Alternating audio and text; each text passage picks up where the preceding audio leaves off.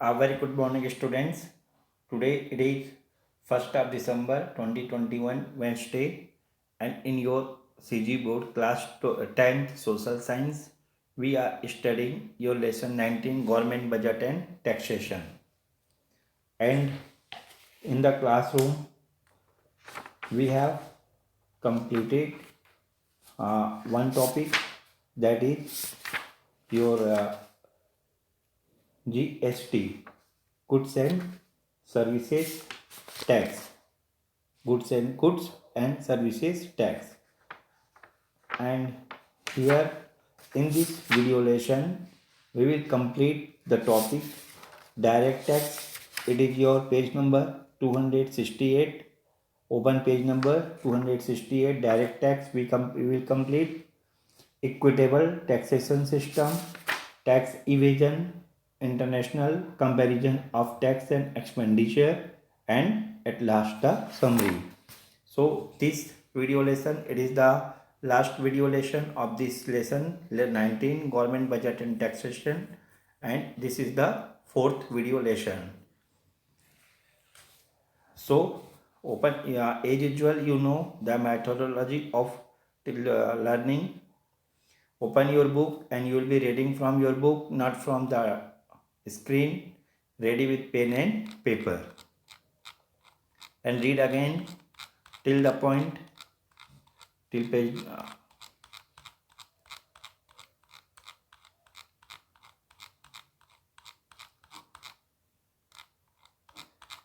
I am going to scroll down very slowly so that students who do not have the books can read from the screen also. They can use the pause button of their mobile set. We have completed goods and services tax in the classroom. It is very important examination point of view and your knowledge point of view.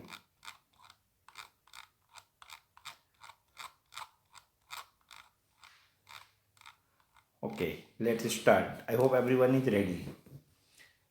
Direct taxes यानी प्रत्यक्ष कर. Until now, we have learned about indirect taxes that are levied on goods and services, but it is the consumer who eventually pay them. अभी तक हमने अप्रत्यक्ष करों के बारे में पढ़ा जो वस्तुओं और सेवाओं पर लगाए जाते हैं, लेकिन इसका भुगतान परोक्ष रूप से उपभोक्ताओं को ही करना पड़ता है. But there are some taxes that individuals have to pay directly to the government. लेकिन कुछ ऐसे भी कर हैं या टैक्स हैं जो व्यक्तिगत रूप से सीधे सरकार को देने होते हैं. These taxes are levied on the income of individuals or companies or on the income of business firms. ये कर व्यक्ति की आय या कंपनियों अथवा व्यापार से होने वाली आय पर लगता है. These are called direct taxes. ये डायरेक्ट टैक्स कहलाते हैं. We have two direct taxes, income tax and corporate tax. यहाँ हम दो प्रमुख प्रत्यक्ष कर हैं, आयकर और निगम कर. कॉर्पोरेट टैक्स, निगम कर. Corporate tax. Companies or commercial firms pay corporate tax. कारखाने या व्यापार करने वाली कंपनियों को कॉर्पोरेट टैक्स चुकाना पड़ता है या निगम कर हिंदी में जिसको कहते हैं. This tax is paid on the earned income of the company which is calculated after deducting all expenses incurred, raw material cost, employees wages etc. यह कर इन कंपनियों को अपने सभी खर्चों, कच्चा माल, कर्मचारियों को वेतन को काटने के बाद अर्जित आय पर देना होता है. Right. So corporate tax, it is paid by companies or commercial firms. Second, income tax. It is levied on the personal income of individual. व्यक्ति की निजी आय पर कर लगाया जाता है. There are many income sources such as salary and allowances. आय के कई स्रोत हो सकते हैं जैसे वेतन, भत्ते और pension. In addition, people can earn interest on their bank deposits. इसके अलावा कोई व्यक्ति बैंक में रखी जमा राशि पर भी ब्याज अर्जित कर सकता है। They can also give property that own on rent and earn an income. अपनी किसी संपत्ति को किराए पर देकर भी वह आय प्राप्त कर सकता है। Income tax has to be paid on all this income. इन सभी पर आयकर देना होता है। Income tax has to be paid on all income earn above a specified income. आयकर एक निश्चित आय से अधिक आय की राशि पर देना होता है। The tax is a fixed percentage of the total income. आय पर कुल आय का आयकर कुल आय का एक निश्चित प्रतिशत होता है। The higher the income the higher is the tax that has to be paid. जिनकी आय जितनी अधिक होती है उन्हें उतना ही अधिक आयकर का भुगतान करना होता है। Now, my dear students, question for you: what is the most appropriate method of levying tax on income? आय पर कर लेने की उचित विधि क्या है? Should all individuals be taxed equally?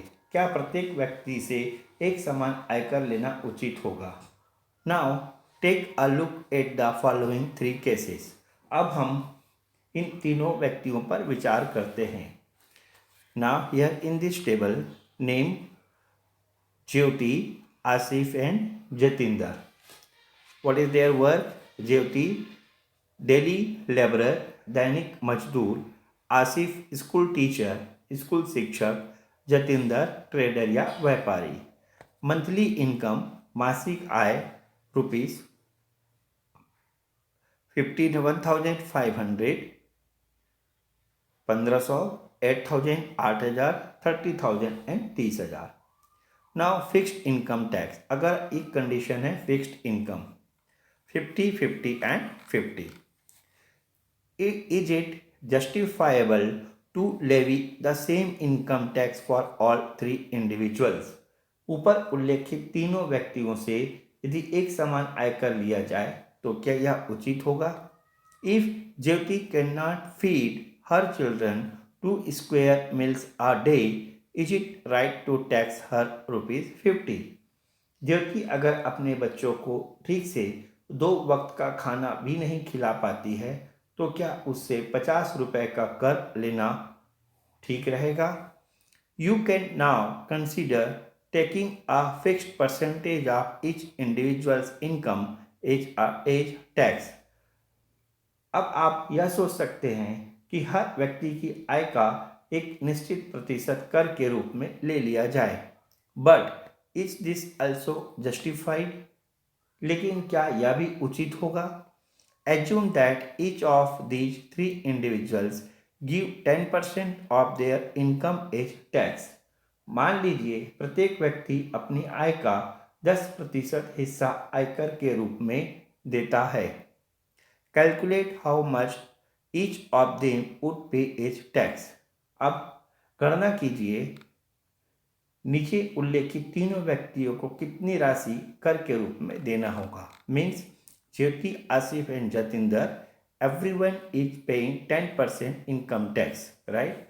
यहाँ पे ज्योति, आसिफ और जतिंदर जो मंथली इनकम है 10% इनकम टैक्स दे रहे हैं। अब आप देखिए, we can see from the above table that it would not be justified to levy the same percentage of tax from all three because even now Jyoti would not have enough money for her family expenses. अब आप उपयुक्त ये जो table है उनको देखकर हम कह सकते हैं कि सभी व्यक्तियों से एक ही दर से कर लेना उचित नहीं है, क्योंकि अभी भी ज्योति के पास अपने जीवन यापन के लिए पर्याप्त पैसे नहीं बचेंगे। May be even Asif would not have enough money to spare to repair his house. यह भी हो सकता है कि आसिफ के पास भी अपने घर की मरम्मत के लिए पर्याप्त पैसे नहीं हो. But if Jatinder were to be tax 20% of his income, he would still have enough money in hand to look after his basic needs and still have a surplus. लेकिन जतिंदर से 20% आयकर ले लिया जाए तब भी उसके पास बुनियादी जरूरतों को पूरा करने के लिए पर्याप्त धनराशि बच जाएगी. To make income tax more just, we can say that income tax should be levied only on those who earn above a certain specified income. आयकर को और अधिक न्यायोचित बनाने के लिए हम कह सकते हैं कि एक निश्चित राशि से ज़्यादा कमाने वालों से ही आयकर लिया जाना चाहिए. Suppose we specify the minimum limit of this income is ₹7,000 per month. We can also say that those who earn more income should be taxed more. इसी तरह हम यह भी कह सकते हैं कि अधिक आय प्राप्त करने वालों को आयकर भी अधिक दर से भुगतान करना चाहिए. Let's try to understand this with the help of an example. अब हम इसे एक उदाहरण के रूप में समझते हैं. If you earn this monthly income, यदि आप इतना आय प्राप्त करते हैं, देन यू पे टैक्स एट दिस रेट, तो आप इस दर से देंगे, तो आप इस दर से कर देंगे. Less than ₹7,000, 0%. अब 7,000 रुपये से कम 0%. ₹7,000 1 to ₹15,000 10%. ₹15,001 to ₹25,000 20%, and above ₹25,000 30%. Now, my dear students, now calculate how much tax each of these individuals will pay. Jyoti, Asif and Jatinder. Here monthly income and income tax. Right? It is very easy. You can do it. Now question for you. Is the tax rate in the above table justifiable? Now अब आप बताएंगे कि उपयुक्त तालिका के अनुसार या table के अनुसार क्या आप कर दरें न्यायोचित है. We have read about some of the taxes collected by the government. Complete the table given below with the help of the following information. अब हम सरकार द्वारा संग्रहित किए जाने वाले कुछ करों के बारे में पढ़ चुके हैं. अब नीचे दी गई जानकारी के आधार पर इस टेबल को पूरा करें. इनकम टैक्स 12%, आयकर 12%, कॉर्पोरेट टैक्स 21%, कॉर्पोरेट टैक्स या निगम कर 21%, कस्टम ड्यूटी 9%, सीमा शुल्क 9%, एक्साइज ड्यूटी 14%, उत्पाद शुल्क 14%, सर्विस टैक्स 10%, सेवा कर 10%, सेल्स टैक्स 25%, ये बिक्री कर है. सेल्स टैक्स 25% का, एंड अदर इनडायरेक्ट टैक्सेस और अन्य अप्रत्यक्ष कर 9%. Now taxes collected by the government. Tax percentage of total taxes. कर कुल करों का प्रतिशत. फॉर एग्जाम्पल डायरेक्ट टैक्स में कॉर्पोरेट टैक्स 21%. अब यहाँ पे इस टेबल को आप कंप्लीट करेंगे, यहाँ पे इस टेबल को पूरा करेंगे on the basis of this information. Here question, which type of taxes earn more revenue for the government. सरकार को किस प्रकार के करों से अधिक राजस्व की प्राप्ति होती है. If you see here this table and the information, you can get the answer. Right, आप ऊपर टेबल कंप्लीट कीजिए, इंफॉर्मेशन पूरा पढ़िए, आपको आंसर मिलेगा. नेक्स्ट, कांती's annual income is ₹1 lakh and he has to pay 3,000 as income tax. पूछ रहा है कि कांति की वार्षिक आय 1 लाख रुपया है और उसे इस पर 3,000 रुपया आयकर के रूप में देना पड़ता है। Kamlesh annual income is ₹2 lakh and he has to pay ₹5,05,000 as income tax. अब कमलेश की वार्षिक आय 2 लाख रुपया है और उसे आयकर के रूप में 5,500 देना पड़ता है। Now answer the following. अब आप बताएंगे who pays more income tax among these two. इन दोनों में से कौन अधिक आयकर का भुगतान करता है। Who has to pay a greater percentage of his income as tax. किसे कर के रूप में अपनी आय का ज़्यादा हिस्सा देना होगा। In this situation the person who has a larger income page. अब इस स्थिति में जिस व्यक्ति की आय अधिक है वह बताइए कम ज़्यादा या बराबर आयकर देगा। Less more equal tax. Complete this exercise. Now next topic of this video lesson is equitable taxation system, यानी कि करारोपण में न्याय संगता। इक्विटेबल टैक्सेशन सिस्टम, करारोपण में न्याय संगता। Which taxation system should we adopt. Start होता है यह टॉपिक क्वेश्चन से, हमें किस कर प्रणाली को अपनाना चाहिए। हमें किस कर प्रणाली को अपनाना चाहिए। Which taxation system should we adopt. This depends on what the people living in our society think and want। यह इस बात पर निर्भर करता है कि हमारे समाज में रहने वाले लोगों की सोच क्या है।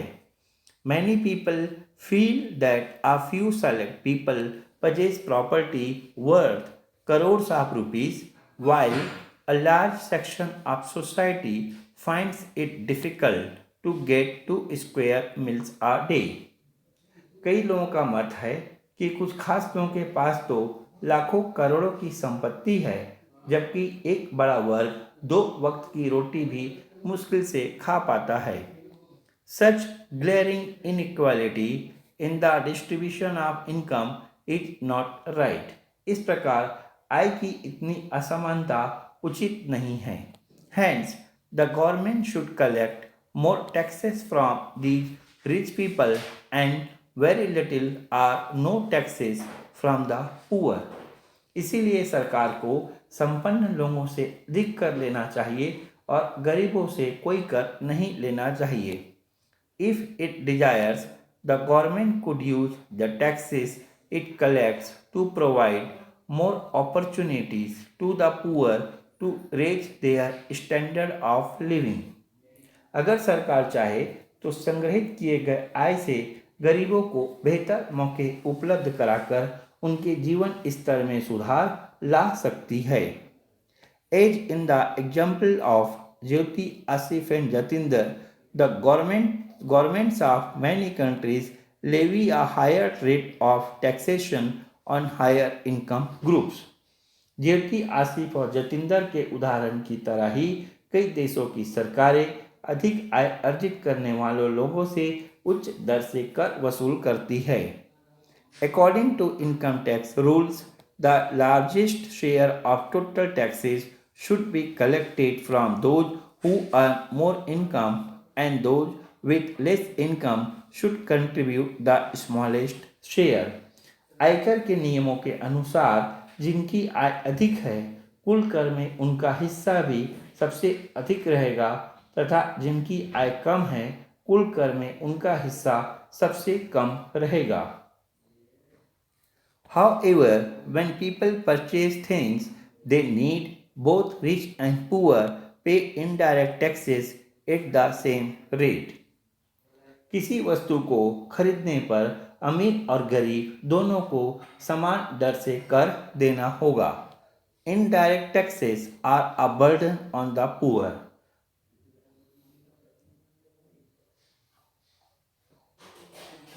Indirect taxes are a burden to the poor, right? यानी कि अप्रत्यक्ष कर गरीबों के लिए एक बोझ हो जाता है इस कंडीशन में। If equity in taxation is to be ensured, between rich and poor, then there should be no taxes levied on essential commodities required for daily living, and taxes should be levied only on luxury goods like laptops, air conditioners, food in restaurant, etc.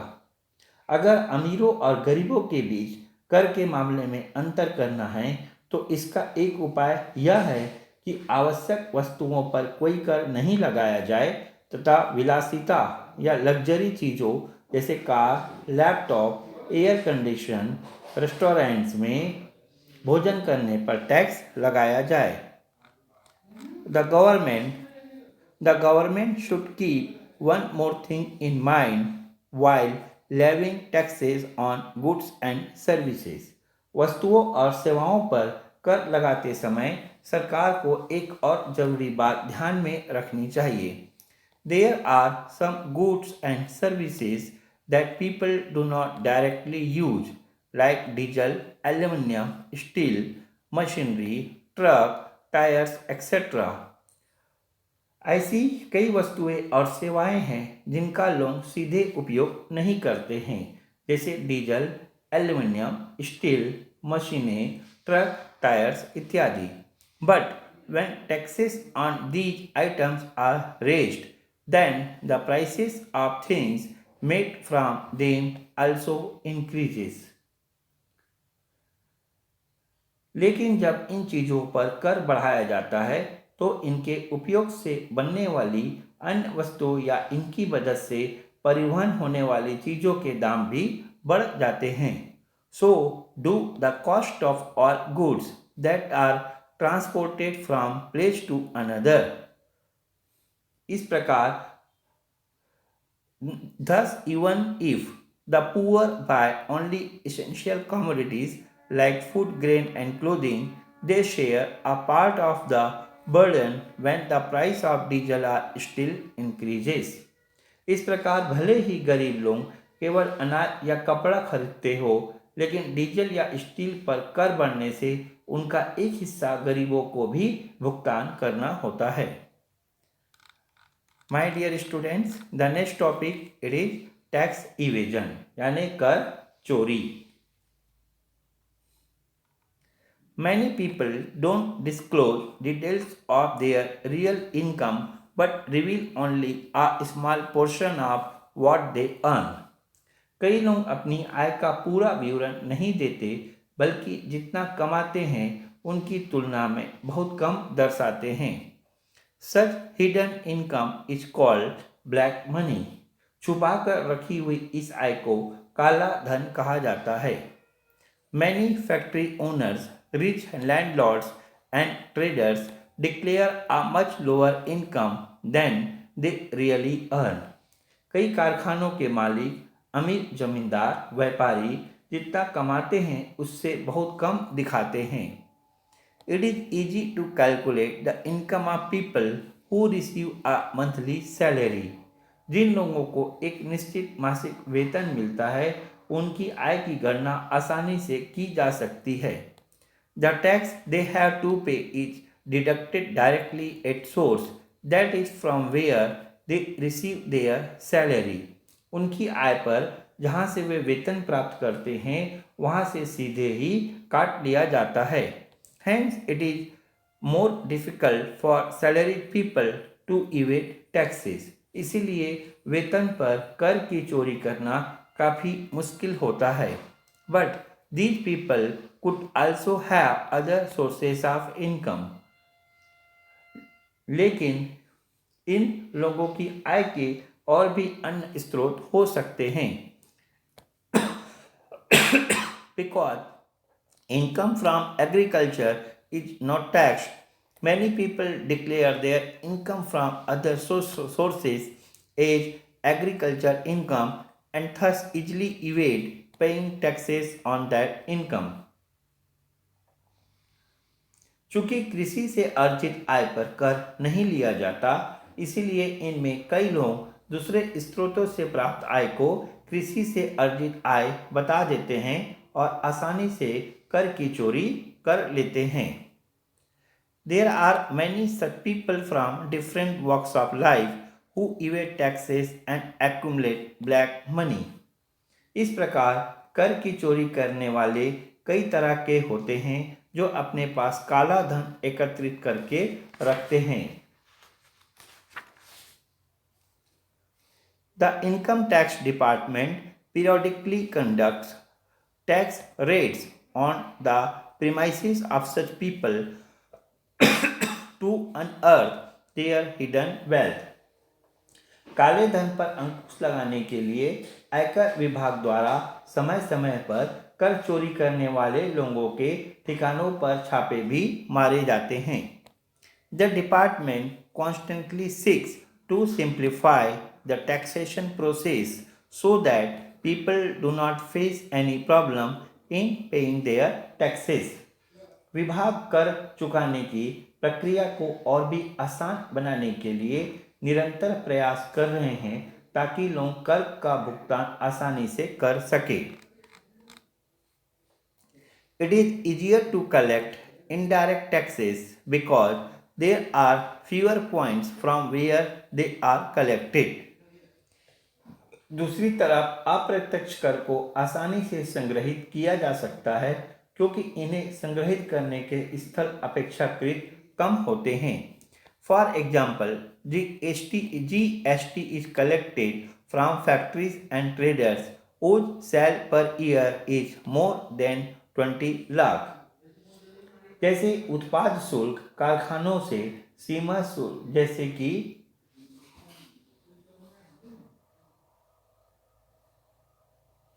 GST is collected from factories and traders whose sale per year is more than 20 lakhs. All small business are exempted. जैसे कि GST जिनका cell per year 20 lakh से ज़्यादा है उन्हीं से लिया जाता है और छोटे व्यापारी को इनसे एग्जम्प्ट या छूट मिलता है. Compare to crores of working individuals, this is a small set of people collecting indirect tax that are paid by all people purchasing goods and services.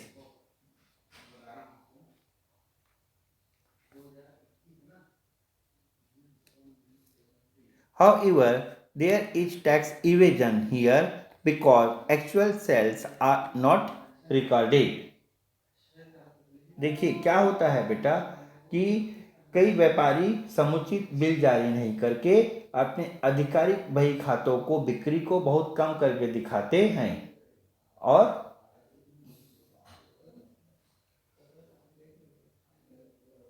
इस तरह से बिक्री कर में भी कर की चोरी की जाती है. One reason for GST is to move to a transparent system where bills are kept and taxes paid as per law. Right? और यही चीज़ है कि GST लागू करने का एक कारण है. वन रीजन कि ट्रांसपेरेंट सिस्टम में हमें जाना है, पारदर्शी सिस्टम में बिल कहाँ रखे गए और टैक्स जो है नियम के अनुसार चुकाए गए. Now next topic, international comparison of tax and expenditure. कर और व्यय अंतर्राष्ट्रीय तुलना. International comparison of tax and expenditure.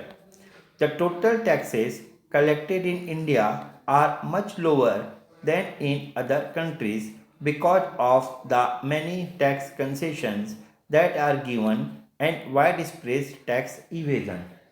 क्या है, कर पर मिलने वाली छूट और कर चोरी के कारण भारत में कर संग्रहण यानी टैक्स कलेक्शन अन्य देशों की तुलना में काफ़ी कम है. That is why the government expenditure which is based on the taxes collected is also much lower compared to other countries. इसलिए भारत में कर संग्रहण या टैक्स कलेक्शन के साथ साथ सरकार द्वारा किए जाने वाले खर्च भी कम हैं. The table below compares the total tax collected and the total expenditure incurred in India with several other countries. अब आप इस टेबल की स्टडी कीजिए. Table 19.1, tax collection and total expenditure as percentage of GDP. कर संग्रहण, tax collection and total expenditure यानी कुल खर्च जीडीपी के प्रतिशत में। देखिए, name of the country India China, total tax collection 19.4 और कुल खर्च 29.7, total expenditure on human capital 7.2। वही इंडिया में टैक्स कलेक्शन 16.6, टोटल एक्सपेंडिचर 26.6 और एक्सपेंडिचर ऑन ह्यूमन कैपिटल 5.1। देखिए, अब इसको एक बार अच्छे से देख लीजिए टेबल को, मतलब पढ़ लीजिए, हाँ, स्टडी कीजिए।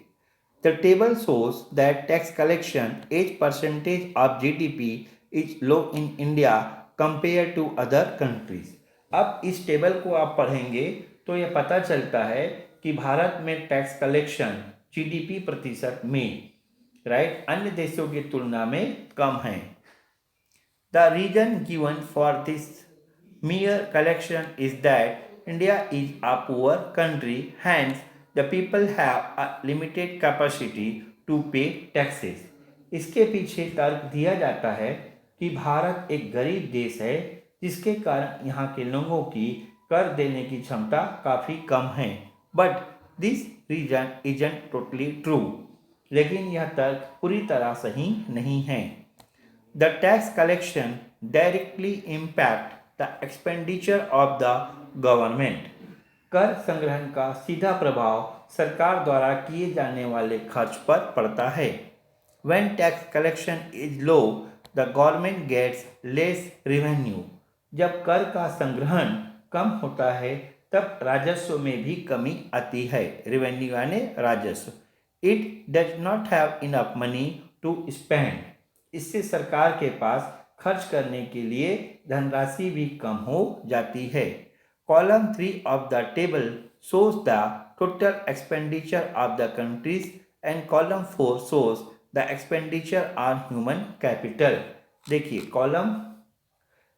इस टेबल में column 3, first, second and 3, column 3 कुल खर्च, टोटल एक्सपेंडिचर, और कॉलम 4 मानव पूंजी पर होने वाले खर्च यानी एक्सपेंडिचर ऑन ह्यूमन कैपिटल खर्च को दर्शाता है।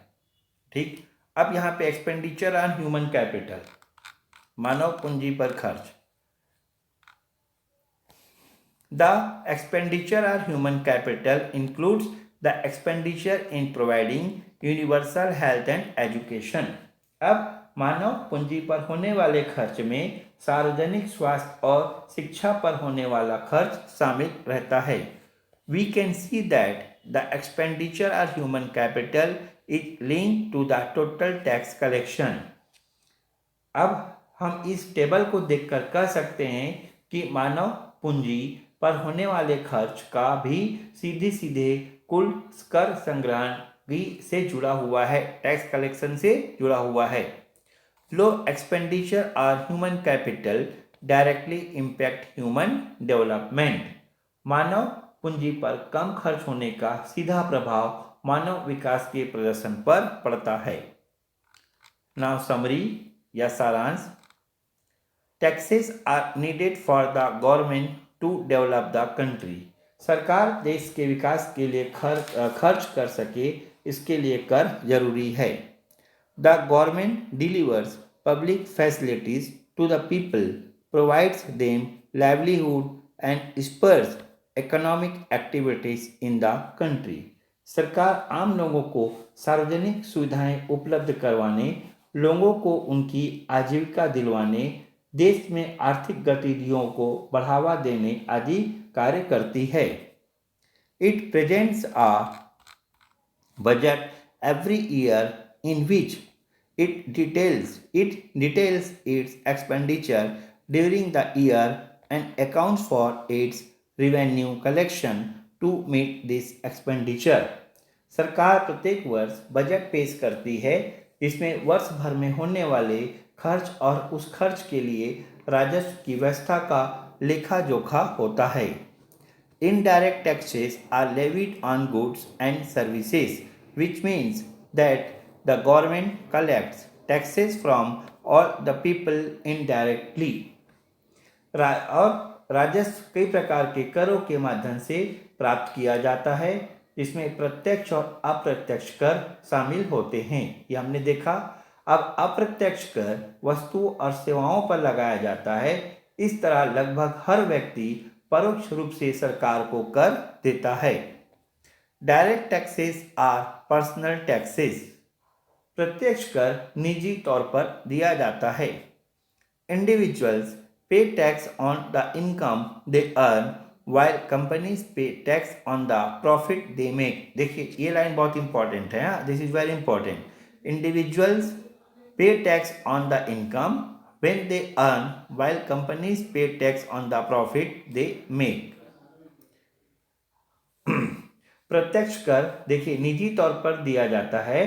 व्यक्ति अपनी आय पर और कंपनियां अपने लाभ पर प्रत्यक्ष कर देती है।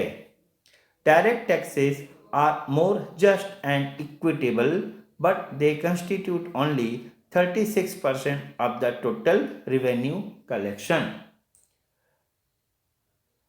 देखिए क्या है कि यद्यपि प्रत्यक्ष कर अधिक न्याय संगत होते हैं, लेकिन सरकार के कुल राजस्व संग्रहण में इसका हिस्सा लगभग 36% ही है। Both direct and indirect tax collection are affected by tax evasion. प्रत्यक्ष और अप्रत्यक्ष दोनों ही करों से होने वाले कर संग्रहण को करों की चोरी प्रभावित करता है। If tax evasion can be minimised, the government can work in better ways for the rights of the people। यदि कर चोरी की समस्या को कम किया जा सके तो सरकार आम लोगों के हित में और भी बेहतर तरीके से काम कर सकती है। So my dear beautiful students, this is the end of this video lesson, and with this video lesson we completed our series of government budget and taxation। This lesson is very important not only examination point of view but also for your general awareness। Complete all the exercises you will get in the PDF form in tax question and answer complete, plus end of the book, end of the lesson there are some questions you will get also, and as usual we discuss in the class everything, right? And make a notes of whatever difficulties you have ready with your questions। So till then I say goodbye to you. In our next video lesson again we will meet with a new lesson।